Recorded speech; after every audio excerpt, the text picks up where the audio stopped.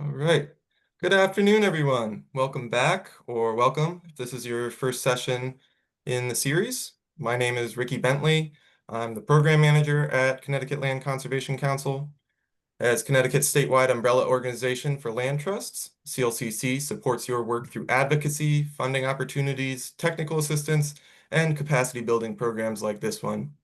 Today's program is the second installment of our 7-part Anatomy of a Land Transaction webinar series, which offers a practical, big-picture look at the key steps involved in successful conservation projects. If you're not already on our e-news list, I encourage you to sign up. It's the best way to stay informed about upcoming sessions and other CLCC programs. This afternoon, our topic is project selection. Is it a fit? Strategic project evaluation for lasting impact. We'll explore how land trusts can move beyond simply reacting to opportunities and instead proactively identify and pursue projects that align with mission, long-term stewardship capacity, and community goals. Before we get started, I'd like to do just a few quick housekeeping notes. Please feel free to add any questions you have to the chat at any time. We might be able to pull some of those questions out as we move into our discussion, but we'll also have a more dedicated time for that at the end if we don't get to your question. To help preserve bandwidth, we ask that you remain muted and keep your video off until the discussion portion. And then finally, this session is being recorded. We'll share the link on our YouTube channel, and I'll share the link out to all registrants in the next few days. Now I'm really happy to introduce today's panel of seasoned land trust leaders and board members who will share their insight on project selection strategies. So we have Catherine Rawson, Executive Director of Northwest Connecticut Land Conservancy, Andy Resnikevich from Wyndham Land Trust, Doug Fenninger from Winchester Land Trust, and Joanne Hardy from East Haddam Land Trust. Thank you all for joining us today. We're excited to learn from your experiences and perspectives. Glad to be here. Great. Okay, well, I think I'm scheduled to go first. So I'm Catherine Rawson. I'm the Executive Director of Northwest Connecticut Land Conservancy. I also have the great pleasure of serving on CLCC's board and also serving for the past 10 years as a commissioner on the Land Trust Accreditation Commission. This is my last year. But in part because of that, I volunteered to start this session just by talking about some of the basics related to project selection criteria, how and when to create them, before we dive into what I think is really the heart of this conversation, which is how they are used to strategically advance your conservation goals. First, for those of you who are accredited, having project selection criteria is a requirement of what's called Practice 8B2, which requires land trusts to develop written selection criteria that are consistent with their conservation priorities. I'm going to talk a little bit about what they mean and how to use them, but I wanted to start by saying it is okay to have simple conservation priorities. These don't have to be complex. They should reflect your mission and goals as an organization. And it can be helpful to have criteria that help you choose between properties, especially when it comes to purchases. And to do so, criteria often include a variety of factors such as the conservation benefit, the public benefit, feasibility or factors that may weigh against a project, and other attributes that help you to benchmark a project's significance, like its size or proximity to other conservation properties. Really importantly, project selection criteria can help you decide when to say no or how to communicate no externally and do so in a way that's transparent and clear for the community that you're serving. It can help you decide what's within your capacity. And for conservation easement donations, often project selection criteria will include a summary of what's necessary to receive a tax deduction. And I will not go through this line by line, but here on this slide, what you're seeing is the conservation purposes test as summarized from the IRS requirements. And I often see conservation criteria, project selection criteria that are also referencing these in the form of a checklist or in some other way. So land trusts are assured that they are including these criteria as part of their selection process. One of the core functions of project selection criteria is to also help you plan proactively for conserving land in a way that's both strategic and efficient. And I wanted to just say a few words about how we do that here at NCLC. Back in 2021, we as an organization set a goal of tripling our pace of conservation to protect 20,000 acres by 2030. And to help us plan for that work, we developed a GIS model that includes our conservation criteria. Here at NCLC, when we are assessing properties for conservation, our criteria draw upon, quite frequently, core forests, climate resiliency, rare, threatened, or endangered species, public access potential, adjacency to existing conserved lands or other priority conservation areas, and also farmland. And to help us determine how to set both a goal for how much we thought we could protect, but also where to protect it, we developed a GIS model, and I'm showing you here a screenshot of what that tool looks like. And I apologize that this screenshot might be small how you're seeing it, so I'm happy to share these after this call. But it's a GIS model that allows us to choose between 16 different conservation criteria. And we can assess our working region, which is Litchfield County and Northern Fairfield County, by one or several or all of these conservation criteria. And we use this as part of our planning tool. And so this is how our project selection criteria are brought to life.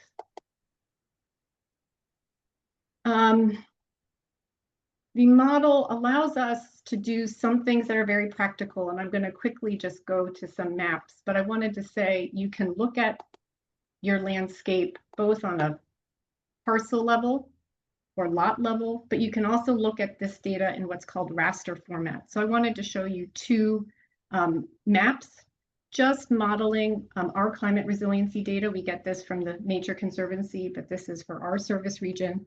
And here, what you're seeing on the screen is climate resiliency data mapped across Northwest Connecticut on a lot level. And we've ranked the parcels for climate resiliency based on whether they're in the 90th percentile and above, or the 75th to 90th, or the 50th to the 75th. And this really helps us see very quickly on the land where the most high priority climate resilient properties land. This same data can also be shown on what's called a raster format. And raster is that same data, but it's shown on a pixel basis. So you can really see how certain criteria flow across the landscape. And this is also another really useful way to look at this data as part of your planning.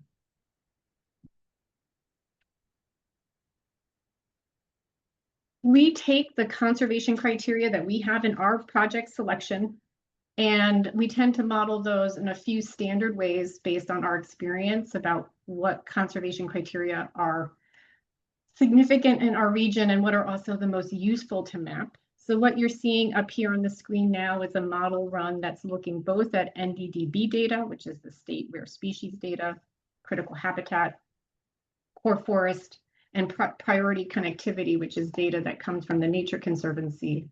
And here we're looking at all four of those criteria, which are really important to us as an organization. We're ranking them equally in our model, and we're able to see where those properties land on the landscape.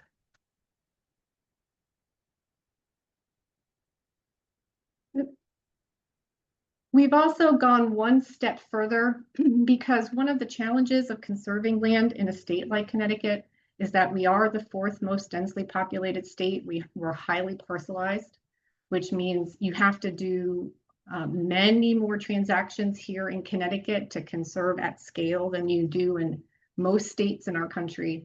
So we also went to a second phase of mapping where we went to tier 1 and tier 2 to help us prioritize and rank them even further as part of our mapping process.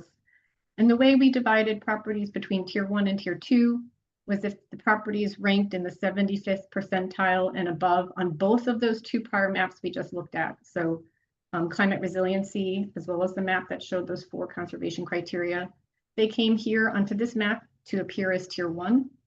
And if they ranked in the 75th and above on just one of those prior two map runs, but not both, they got into tier 2. This is really helpful for starting to get a sense of how many transactions would I need to do as an organization to protect X numbers of acres, and how much might that cost, and in what communities might that land be. This data is very commonly looked at on a town basis, so I just wanted to show you the same data on a town level. Just as a couple of examples, we're going to look at Salisbury and Sharon. These maps, just so you know, were last run a couple of years ago. I didn't update them for this presentation, so some of the properties here have changed. But it just gives you a sense of then how you can look at that data on a town level. Sorry, my slides were bouncing around. I'll try not to confuse you anymore with the bouncing slides. And that's how we use that data. You can then take this data, your parcel data, your landowner data, and you can use that directly for your outreach. This is data that is much more easily included into donor databases than it has ever been in the past. And that's a relatively straightforward process to do. And it helps you develop lists of people that you might want to be educating about conservation. And with that, I'm going to stop my screen share and turn it over now to Doug, who's representing the Winchester Land Trust, and he's going to talk a bit about how he uses project selection criteria there.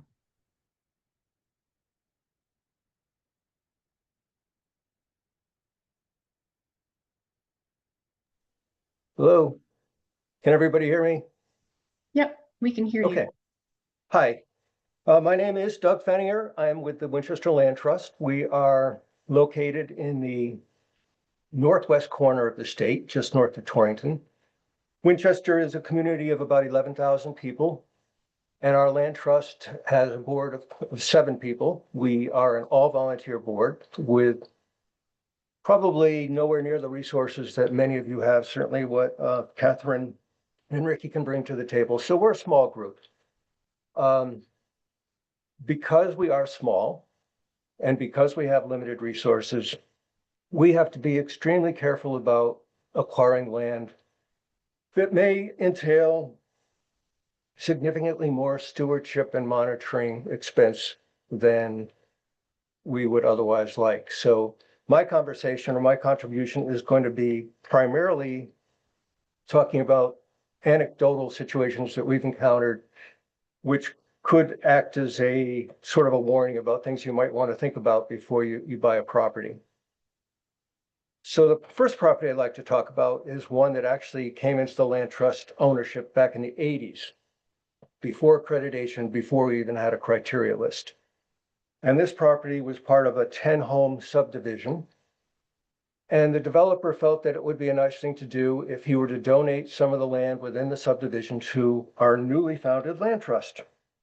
And so what he did was, if you can picture fingers of forest or woodland that are kind of inserted in between each home site, which resulted in a nightmare of a perimeter, because monitoring it was a lot of zigging and zagging in and out of people's backyards.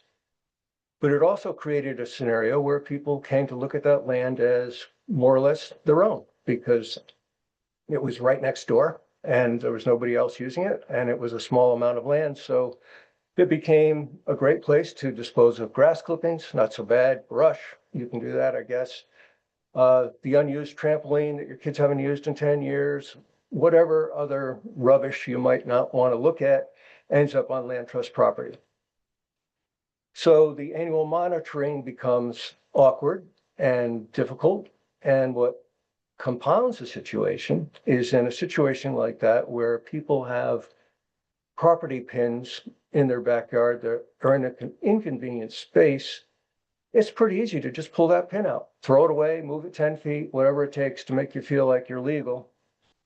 Which means that when we want to discuss encroachments with our abutters, we not only have to discuss the obvious refuse or whatever that's there, we have to reestablish the property line. which requires a difficult conversation sometimes. So that is certainly the property that if I could give back, I would happily do so. Because as I said, it's a nightmare to monitor and it really has no significant conservation value.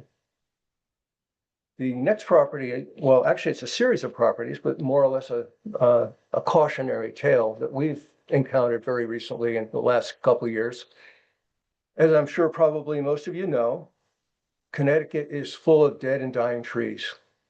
Thanks to the woolly adelgid, the emerald ash borer, and now the beech leaf disease, there are trees dying everywhere.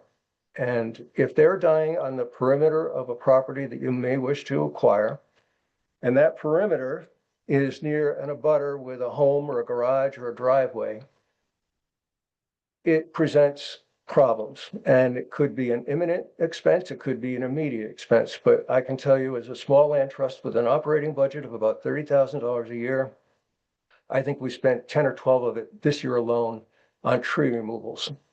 And that's not unique. We've done that in prior years as well. So now when we look at properties, we not only look at the conservation value, but if we do truly want this property, we have to go into it with our eyes open, knowing that there's going to be significant stewardship expense just to make sure that we don't have any liability for trees falling on a neighbor. And our understanding of the insurance policies is that if you identify a tree as, or this tree can be identified as stressed or at risk, and it falls on a neighbor's land and there is damage, then you have some liability. If, however, the tree is healthy and a windstorm comes along and blows it over, you don't have a liability issue. But again, it makes us look at trees with a fresh set of eyes, and anything that looks remotely sick or is a species that we know is at risk. If we do move forward on acquiring that property, we more or less have to pigeonhole an extra few $1,000s just to make sure that our abutters are safe and we don't have any liabilities. And the last scenario I'd like to discuss, which may be unique to Winchester, I'm sure there's other towns like us, but we are, according to the state of Connecticut, a distressed community. And what that means is that when we apply to the state for OSWA money, we need our Board of Selectmen, which is our governing board, to write a letter of support saying that they very much want this property to be preserved. Currently, our Board of Selectmen is fairly conservative. They're not as conservation minded as they have been in the past, and they're very much concerned with growing the grand list.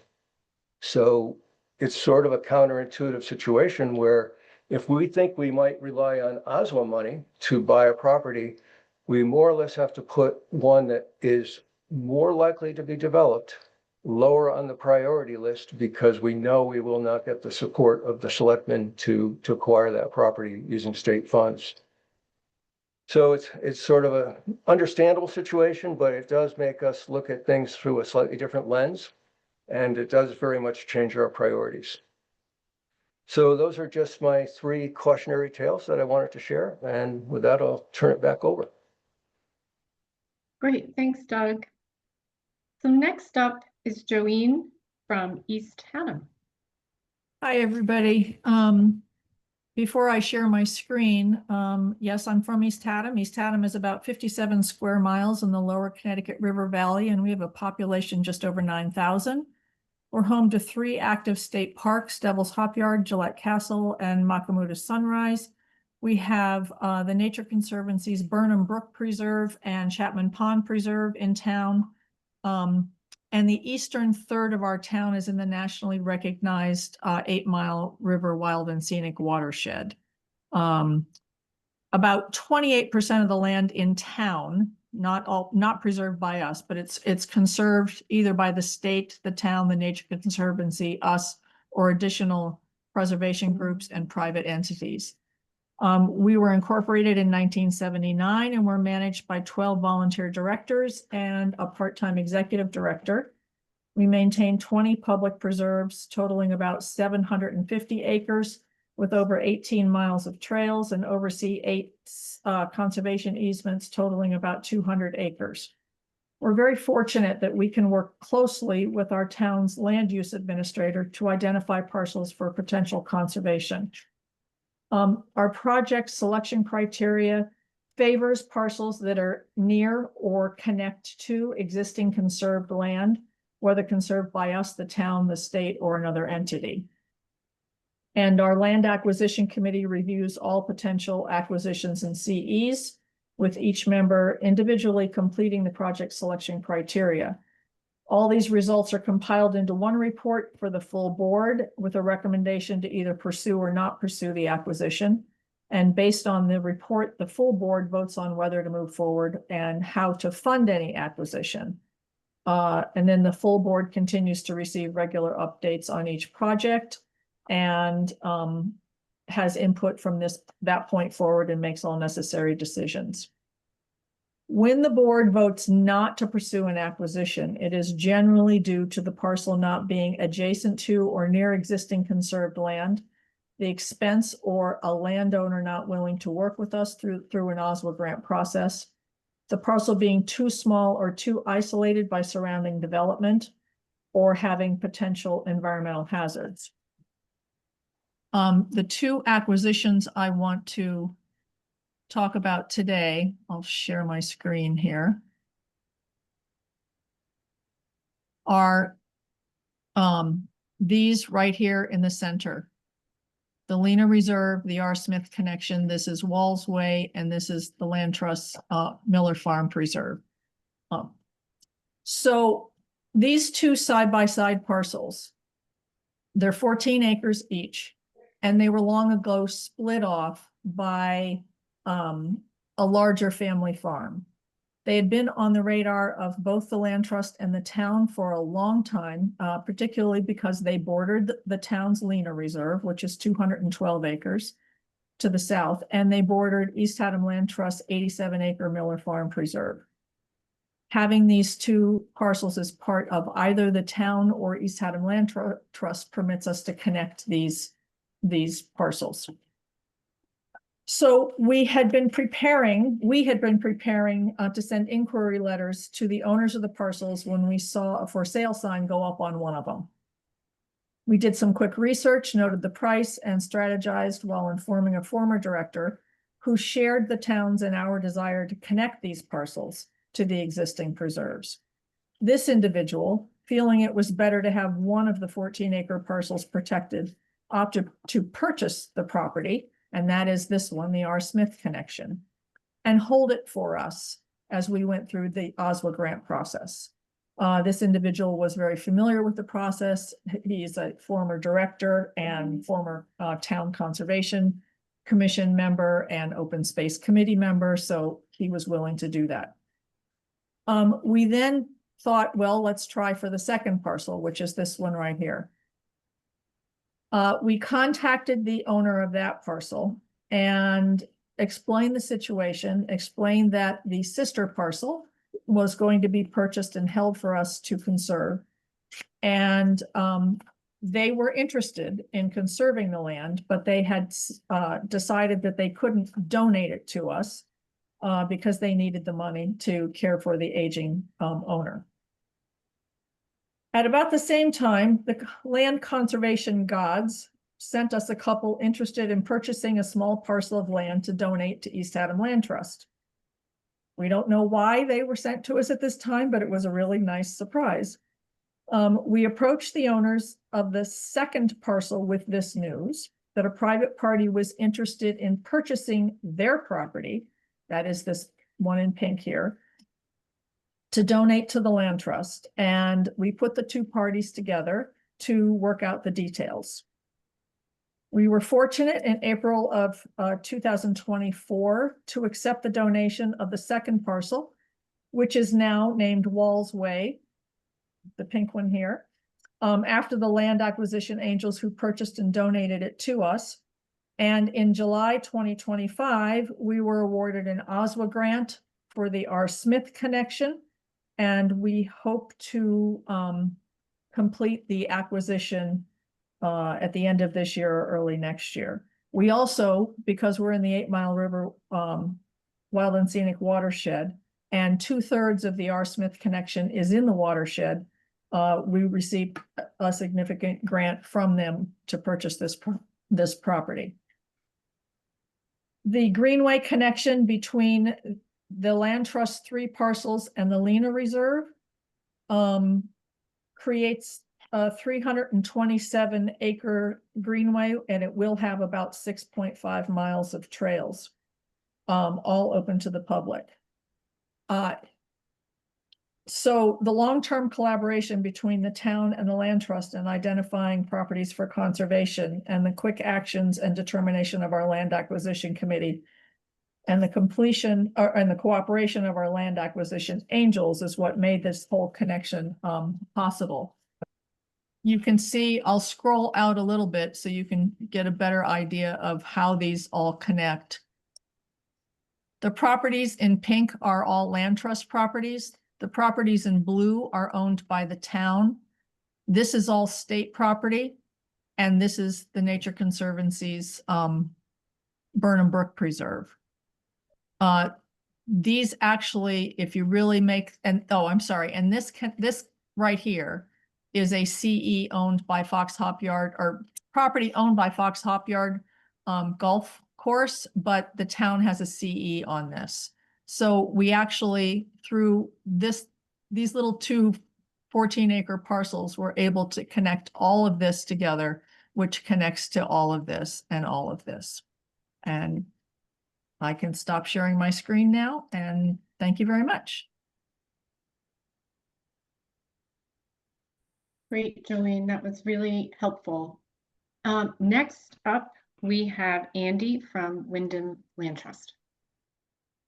Hi, Wyndham Land Trust is incorporated in 1975. We protect over 7,000 acres currently, of which 6,000 plus are owned. We have 6 conservation easements, and we do not plan on having any more. We find that conservation easements are they cause a lot of problems for land trust, which is expenses and possible litigation. We focus on only purchasing or accepting donations of properties that we'll own. We're located in the northeastern part of the state. We have properties in 11 towns. We're a 9-board center of directors, and we have 1 very part-time office person. We're accredited. Now we'll get into that's kind of the overview of the land trust itself. We've received 7 Oswald grants over the years, and we're in the process of going for our 8th in this latest round. If we go for an Oswald grant, we do have like how we decide how we're going to choose the property. It has to be what we call like a slam dunk. It requires a lot of work. The Oswald grants is a lot of work, legwork, getting letters of support. They're expensive with the appraisals. So in order for us to pick one, it has to be a property that we feel 100% certain will get funded. So we don't do anything small. It's going to be big. It has to be a larger size property.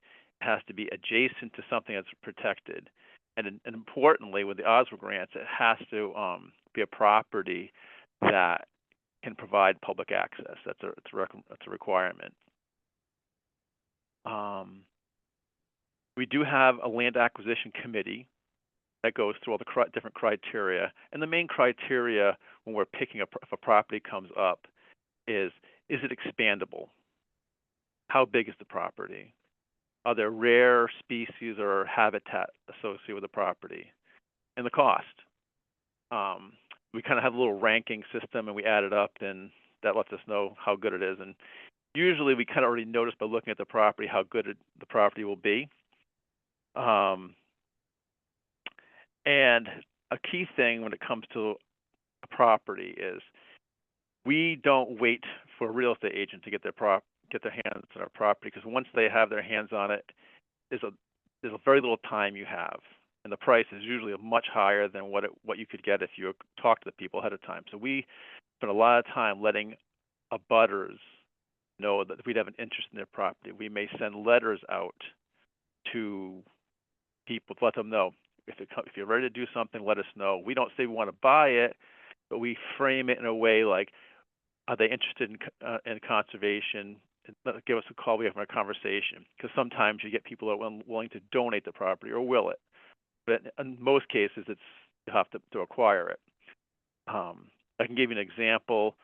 There was a big forest block in Thompson, Woodstock, about 3,000 plus acres, and it's lots of small pieces. It's not big pieces. And there was a 248 acre parcel that came for sale, and spectacular property. Got an Osler grant. We acquired it, and we were like, well, we want to see if we can protect this entire forest. And this was 2018. We got that first property, and as of today, we own 1,300 acres in that forest block, and we're hoping to get it all someday. But all the landowners know, so when it comes up, they'll come to us. But as of now, I'll give you examples of what's happening now. So back this summer, within a week, as most land trusts know, you get random calls about people wanting to know if we'd be willing to buy their property. So, a lot of times they're small and insignificant, like the previous people had mentioned, but you get some good ones. So the first one came up. It was 153 acres, and we looked it up on the map, and it was a perfect property to acquire. It has state forest land. It's all adjacent to that Yale forest. It's a perfect piece of property to protect. Forest interior, rare species, but a real estate agent had it. The price was very high, and so it was probably 3 times the value. Very little frontage, and Eastford doesn't have zoning, so it's all this kind of a difficult situation. So we just kind of held off and said, well, it's going to sit for a while, and to this day, it's still for sale. Then a couple days later, we get a call from someone who has 86 acres in Woodstock. Farmland, forest, really nice property, willing seller who's willing to probably do a good price and wait. But it's not adjacent to anything we have. We have this little dilemma. And then the next day we get a call from another landowner who has 315 acres in Killingly. And this is part of a big forest block near Rhode Island, on the Rhode Island border. We have a property that's it's not that far away, a couple of properties not far away. It has farmland, it has has an Atlantic white cedar swamp on it, it has nice hay fields, there's already almost a trail system's already in place. So Killingly was a distressed community. I'm thinking, wow, this is going to rank even higher. That means 75%. I looked into it. Killingly was off the distressed community as of September 16th, so we missed out on that. So we thought about it, and we said, okay, the first one, way overpriced, never get an appraisal right. So walk away from that one. 86 acres, great people, but it doesn't really expand. The third one, big acreage.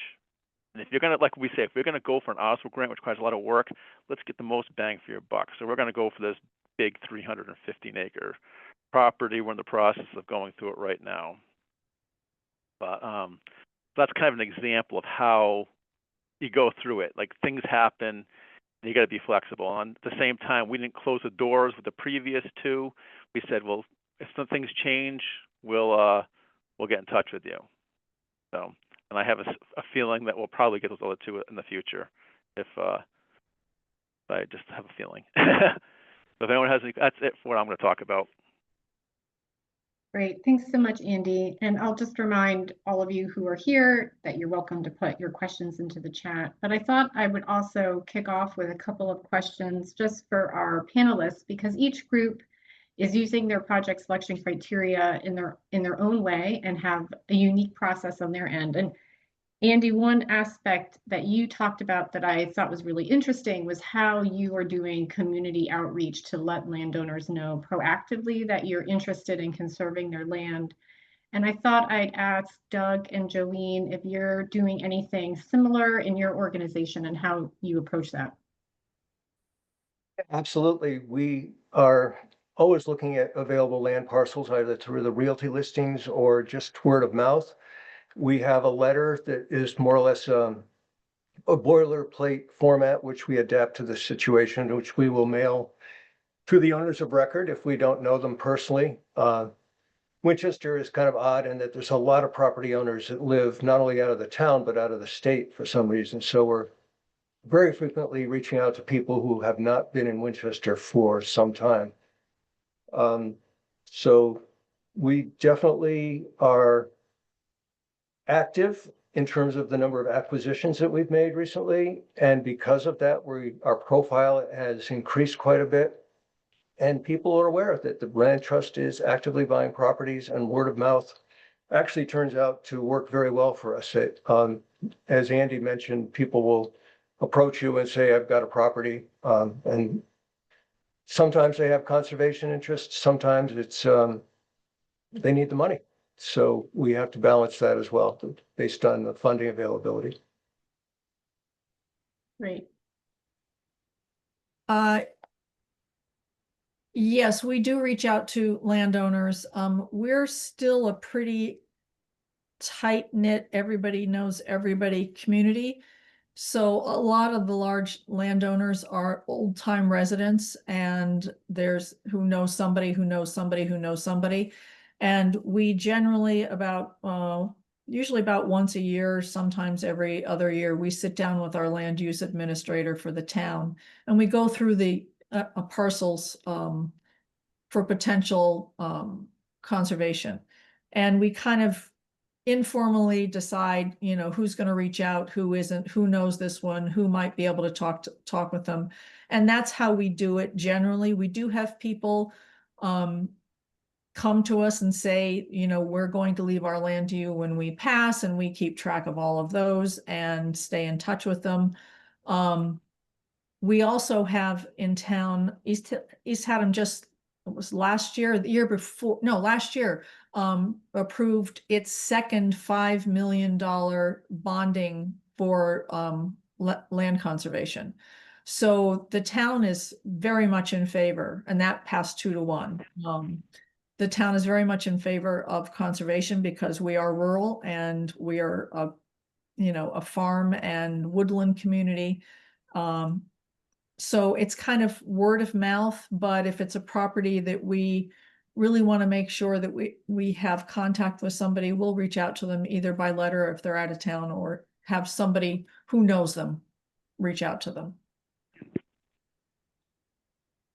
That's very helpful, and really such a great process to be working that closely with the town, and so fortunate to be in a town that's supporting conservation in that way. Absolutely. Early on, we had heard Doug speak a little bit about how Winchester Land Trust is thinking about the cost of stewardship, both short-term and long-term, when they're prioritizing their conservation projects. And Joanne and Andy, I wonder how your organizations are thinking about those stewardship expenses and how you try to cover that. We make it part of, if we're purchasing a property, it's part of our list of how much money we have to raise in order to adequately conserve that property. We will often go for OSWA grants. We're fortunate to have a small team that is willing to work on OSWA grants because they bring us an opportunity that we wouldn't otherwise have.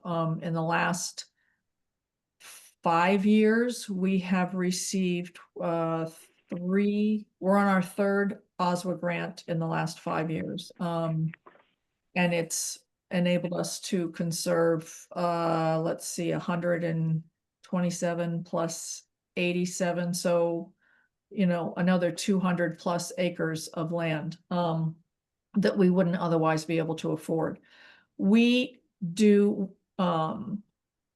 we tend to include all project acquisition costs as in the amount we have to raise. And stewardship costs, and then anything, anything extra that we bring in over the acquisition costs, and that it goes directly into stewarding the land. So that's part of our deal. We have started to, when people donate property to us, we've started asking them for some stewardship funding to keep the property managed well into the future. That's something that we just started to do recently, and so far it's worked out quite well. Andy, is there anything you want to add from your perspective? Yeah. Well, Wyndham, that isn't our priority. Is the stewardship costs. Our priority is the protecting the land. We have a lot of towns in northeastern Connecticut. There's still a lot of opportunity to protect the land. So the philosophy is for us is to get as much as we can while it's still affordable. We're probably the cheapest part of the state when it comes for real estate still. So we just really focus hard on that, and we do manage properties, but it's not our stewardship does not come into a factor.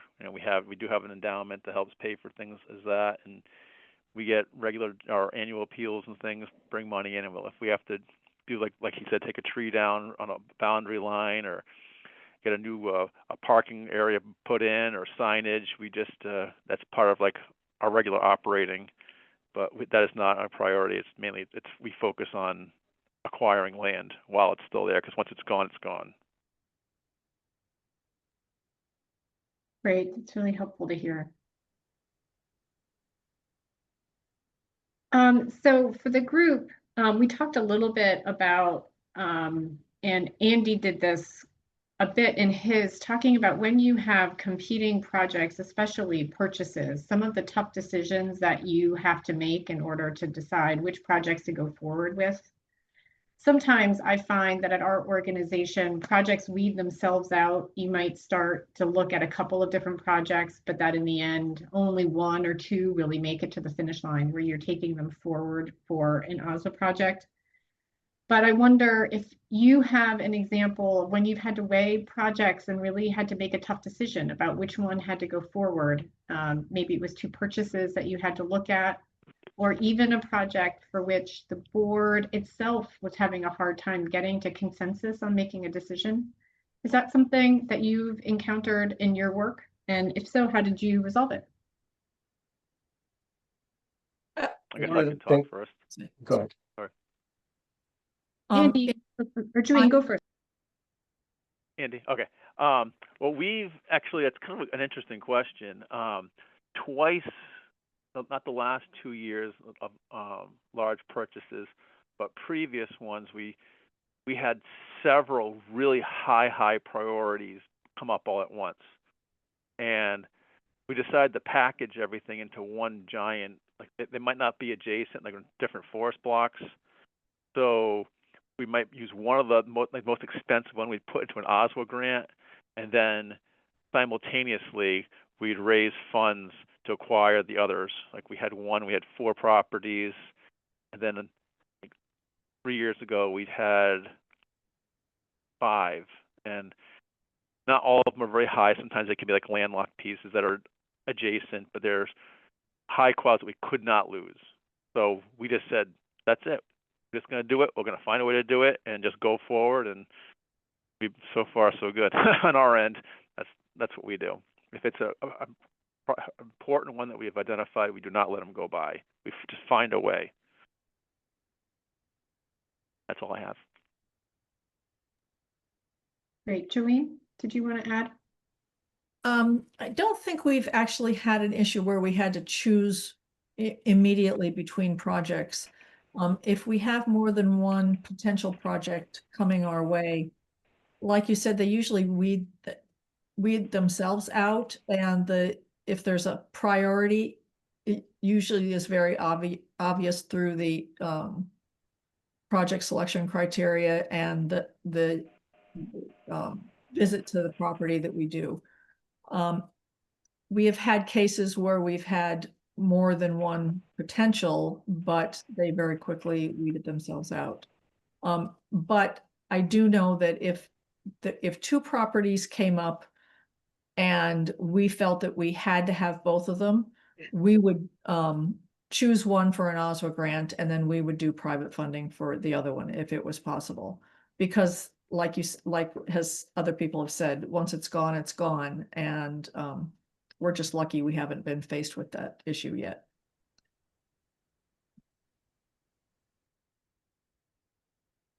Doug, did you have anything you wanted to add? Yeah, just a couple of things. We look at our priorities in a lot of different ways, but clearly one of them is how patient is the seller. We have people who approach us who say, I need this, I need to have this sold within a year. And if you don't buy it, it's going to be sold elsewhere.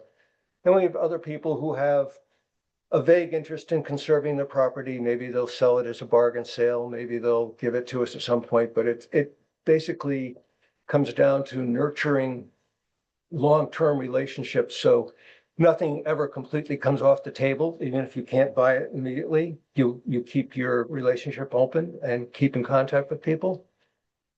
And of course, the other obvious reason that we prioritize is availability of funds. And there are a lot of foundations that we routinely apply to for funding. And some of them have their own priorities and prejudices about what properties they wish to preserve. So we try to make that fit as well and see where the money is going to come from and where it could most likely be granted to us. Great. And I did see one question come in the chat, and I hope others will feel free to chime in if you have any questions based on your experience, troubles, challenges that you've had at your organization. It's a great time to get some perspective. The question that came into the chat is, has anyone used options to try to preserve the ability to purchase property while problems are being worked out? No. In some ways, oh, go on, Andy. Sorry. Oh, I was going to say, well, I don't know if we had an option, but we did have one with a timeline, and we used the conservation fund to get kind of like a loan to cover it while we could raise the money. We had like a year to raise the money to reimburse the conservation fund. We just did that last year successfully. That's great. Sometimes I look at our standard contract for purchase when we're working on an OSWA project like an option to purchase, because our typical contract, and most likely many of yours are similar, is we enter into a contract to purchase that has a closing deadline of 18 to 24 months later. That's contingent on us raising the funds that the landowner cannot get out of, but we can. And that is, from a landowner's perspective, similar to how an option is structured, although it's over a shorter period of time. And I have worked with some landowners who've raised that quite rightly as a comment on how that contract is structured from their perspective. We have the same thing in all of our purchase and sales agreements. When we're going for an OSWA grant, it's always contingent on us actually getting the grant. And then the board has the option to, if we don't get the grant, has the option to say, okay, we're going to go for the property anyway, but we always have that out. We do as well. We do as well. Okay. Right. So one of the other topics that we were planning to address today, and we've touched on it a little bit, but I thought we could say a few more words about it, or how you're using your committee. If you have an acquisition committee, and I think most of you do, to approve your projects. So how is your committee involved in the acquisition process? Are they visiting the properties? I know, Joeen, you're using project checklists that every committee member is filling out. How many committee meetings do you have before it goes to the board for a typical project? It'd be helpful to flesh out some of those details. It's different with each project because it's dependent on the time of year, on how quickly we can get our committee members out to visit the property. Often we'll try to do a committee visit because you have to get the owner's permission to visit the property anyway, rather than, if it's it's listed with a real estate agent, then we can go look at the property whenever, individually, but usually we try to do it as a committee group. It depends on the background research that we see on a lot of different factors. A lot of it is weather. A lot of it is accessibility. But we try to have every committee member visit, and we have, I think, six committee members right now on land acquisition, so that if a couple can't visit, at least the majority have visited.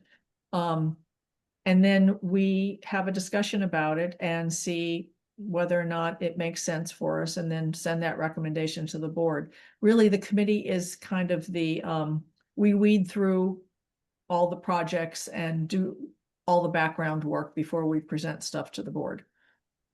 But the board is generally aware that we are doing this. So it doesn't ever come as a surprise to the full board. Great. Doug or Andy? Okay, we have a acquisition committee. We have 4 of our board members are on that, and generally it's 1 or 2 of the board members will visit the property, and not everybody goes to the property. It's just with people's schedules and such. We do a lot of background information using stuff on the computer and GIS, and often we already kind of know a lot about the property prior, just because we do a lot of studying of the land around here, so we really know most of what's around. And person who did the site walk will fill out like our forms, email it off to everybody in the acquisition committee, and we make recommendations whether to move forward with it or not. And then, like what said Jolene had said earlier, there's no surprises to the board. If it's something, it's a good property, we let them know what's going on, but we also do weed through all the properties that are just not worth spending the whole board's time on. So we have a relatively small board. There's only 7 of us. So we make the decisions as an entire board. Typically, at least 3 members. So often the entire board has visited a property before we make a decision. We, of course, have a checklist that we use, which is in accordance with the accreditation template. We also use a lot of the mapping services that are provided by folks like Green Print, so we can look at a property and try to see if it makes sense in terms of wildlife corridors, continuity, things like that. We may have initially spoken to a realtor and gotten some sense of not only is there an asking price, but is it flexible, so we can decide if we think it's a reasonable cost for us. It seems, and I guess everybody else would probably have a similar experience, the bigger the parcel, the less price per acre. So sometimes a 3-acre piece comes at a real priority, at a real high premium, whereas a 300-acre piece looks pretty good as a value. So we try to balance how much we can get for our buck, I guess is the best way to say it. But the most valuable part of our selection process is definitely the site visit. That's great. Okay, we're quickly getting to the tail end of the topics that we had set out for ourselves to cover today. I have 1 or 2 more questions that I can ask our panelists, but I want to do a final call for all of those here who are joining us. Don't hesitate to share any questions that you might have for this group. One question I had for those here, and this may or may not be applying to the work that you're doing, but I was curious, given how the funding landscape has changed federally for conservation funding, if that change is affecting how you're deciding to move forward with acquisitions, and how perhaps, if you are, evaluating the risk associated with that.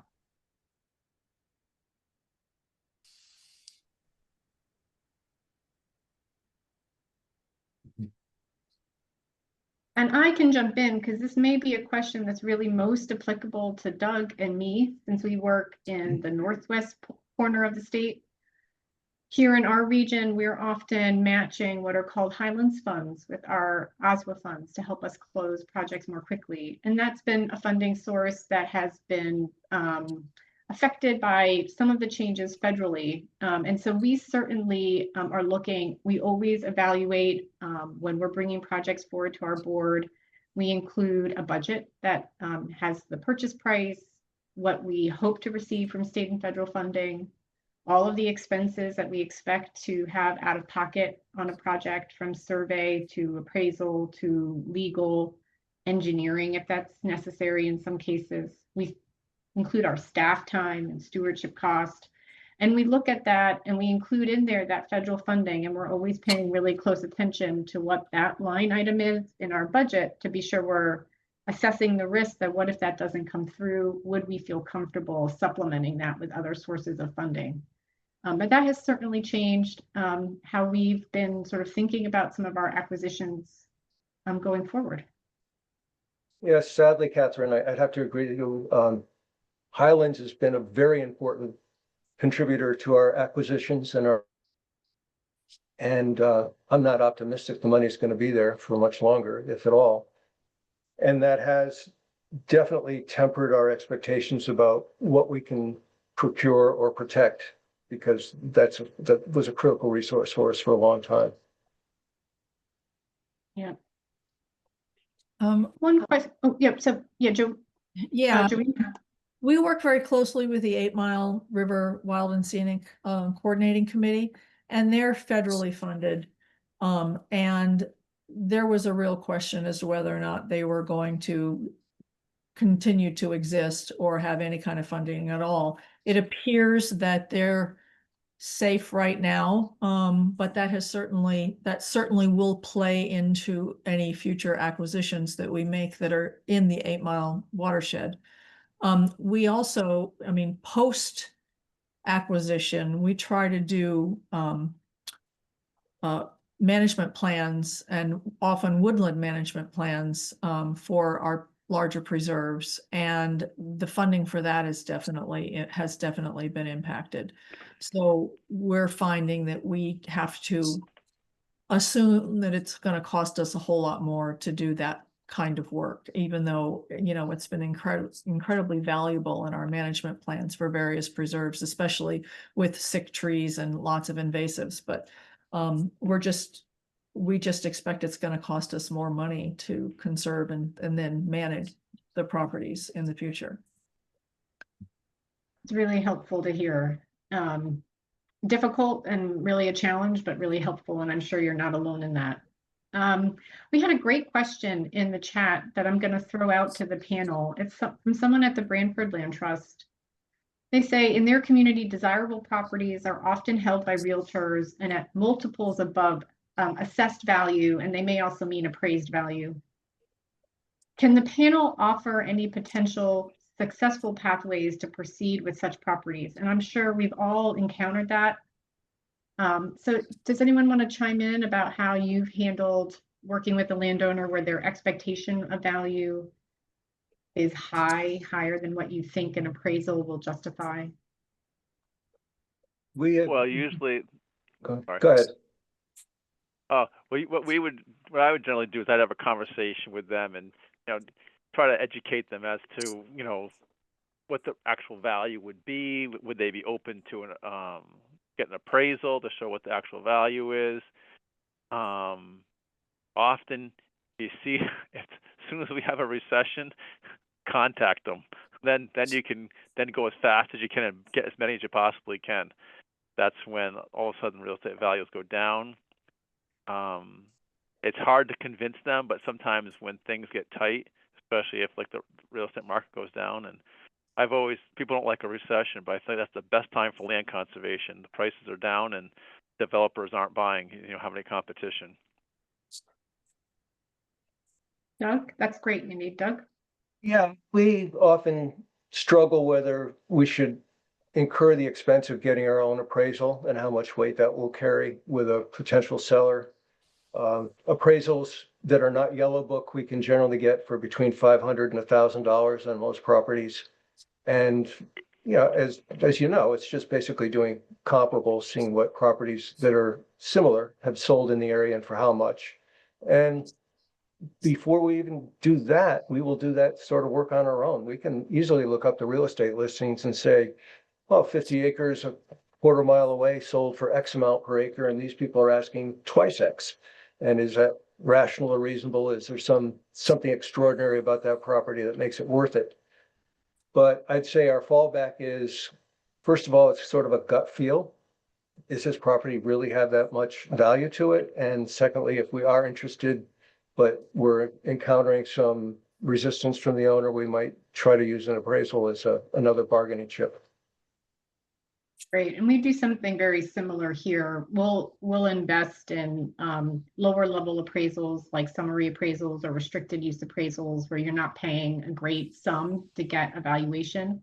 And we have a policy of sharing our appraisals with landowners as part of us making an offer and having a process to conserve their land. And we do that in the interest of building trust and transparency, to show that we are trying to pay them the fair price for the property, and work with them in a way that might be unique compared to other buyers on the market. Joanne, you unmuted. I wanted to see if you had anything else to add. Yeah, we might be in a little different situation just because of our location. Especially, we have a lot of people who live in New York and have properties here, and or other, northeastern states. And during the pandemic, our property values went through the roof because we had so many people fleeing the city to move up to the country and live here. And because of our location, it's a quick ride up, 95 and then up Route 9, and you can be in East Haddam and you're in good shape. So we were in the midst of an acquisition during the pandemic, when the property values went through the roof.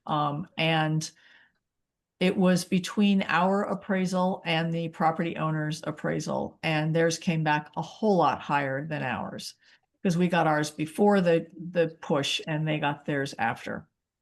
We were fortunate in that they really wanted their property conserved, so they met us about halfway. So that helped us out a lot.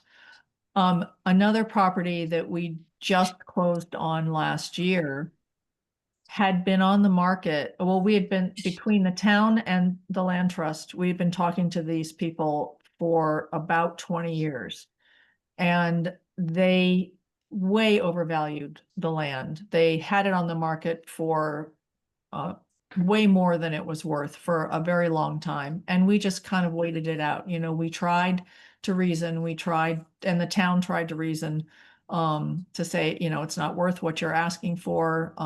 They were from northern Jersey, so they thought land was worth a whole lot more, like it is in North Jersey, because they're closer to New York City than we are.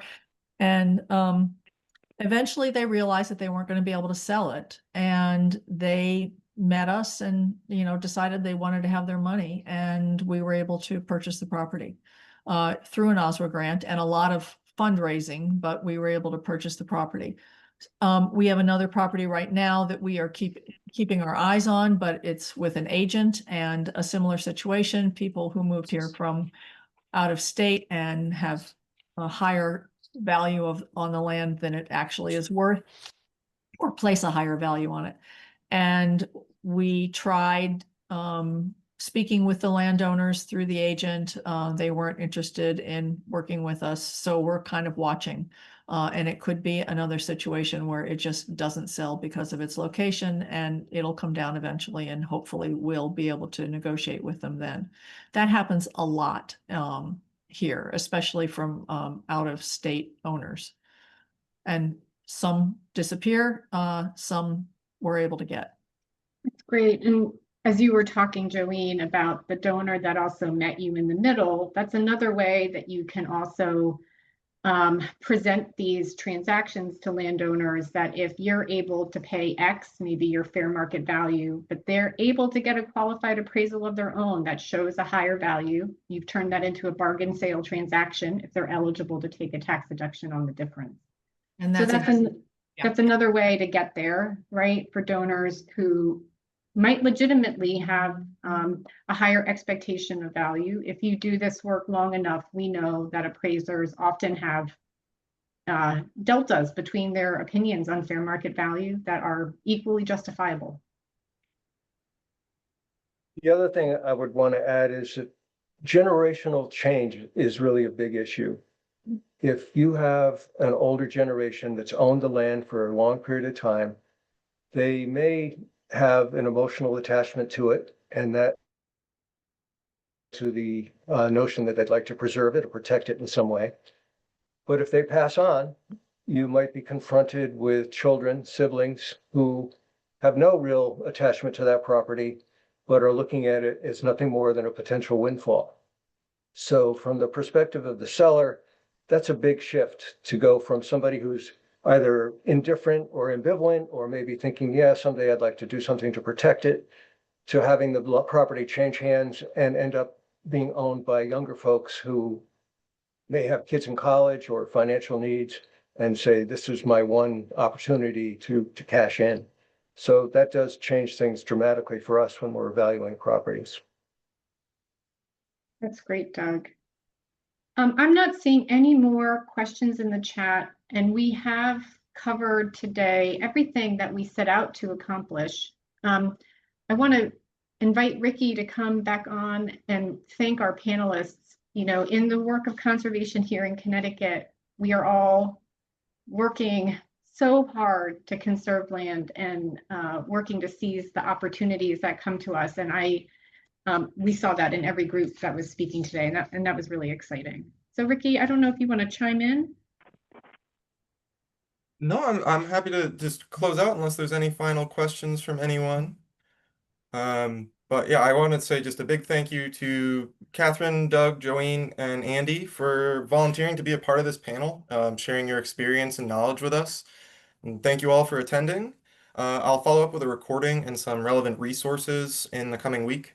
I also just want to mention CLCC's grant programs. We offer two key funding opportunities to help land trusts with the land acquisition process.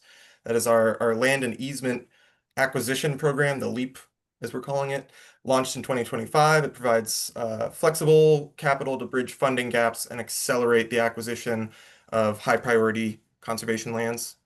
The other is our Transaction Assistance Grant, or TAG program. This supports immediate project needs by covering critical transaction costs such as appraisals, title work, environmental site assessments, and surveys. You can check out those on our grant page website. I'll also have some other relevant resources that I'll attach when I send out the recording to everyone. But stay tuned for next week's session. It'll be focused on appraisals. And at the same time, same place next Friday. We hope to see you all there. Thank you again.